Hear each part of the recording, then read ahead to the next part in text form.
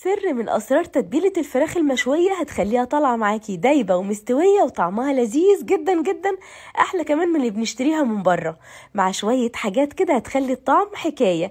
تعالوا بينا يلا نحط في طبق كبير نص كوباية مية بصل وربع كوباية خل، وهنجيب ليمونتين كبار نبشر القشر بتاعهم ونعصرهم كمان ونضيفهم بقشرهم للتتبيلة.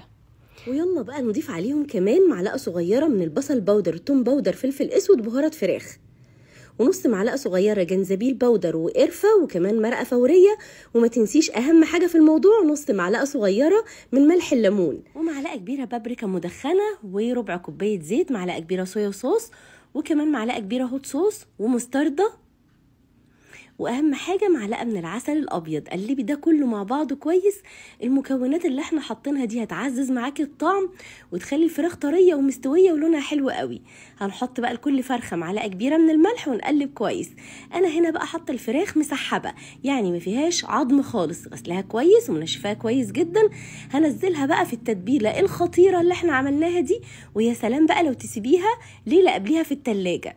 وهنا بقى هنسوي في اير فراير سكاني، بجد خطيره كبيره جدا. شايفين ايدي مش باينه منها ازاي؟ ما شاء الله واسعه جدا.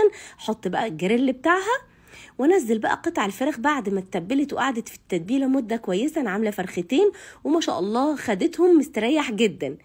وهقفل بقى وابتدي اظبط الاير فراير بتاعت سكاني على درجه حراره 165 لمده 45 دقيقه. عايزه اقولك يا دوب طالعه الفراخ لونها خطير ومستويه وزي الفل. شايفين؟ يلا نشغل بقى ونسيبها شغاله. وتعالوا نجهز بقى مع بعض كده التحابيش اللي حواليها. بصل احمر صغير هقطعه شرايح رفيعه جدا، مع كده كام عود من البقدونس او الكزبره الخضراء، ورشه سماق ورشه ملح وعصره ليمونه.